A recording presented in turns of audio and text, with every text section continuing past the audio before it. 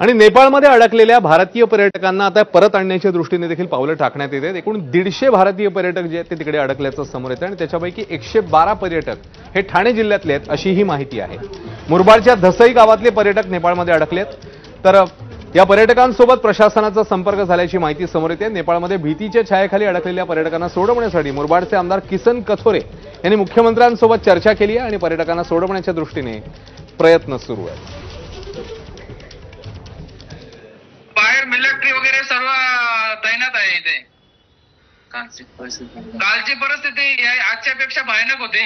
काय काय काय अनुभव आले तिथे त्या ठिकाणी तुम्ही आहात आता, कधी गेला होतात आणि कुठे कुठे फिरलात आणि त्यावेळेस कसे अनुभव आले त्या ठिकाणी? आम्ही पशुपतीनाथ या ठिकाणी ज्यावेळेस सकाळी आलो त्यावेळेस आम्ही दर्शन घेऊन आल्यानंतर इथे दंगलीचा स्वरूप इथे तयार झाला। इथे सर्व आपली ग्रामीण लोक असल्यामुळे प्रत्येकाला असुरक्षित वाटत आहे आणि आपल्या महाराष्ट्र शासन किंवा भारत सरकारने आम्हाला लवकरात लवकर आपल्या देशात कसे येईल याचा प्रयत्न करावा, मी त्यांच्याकडे विनंती करत आहे।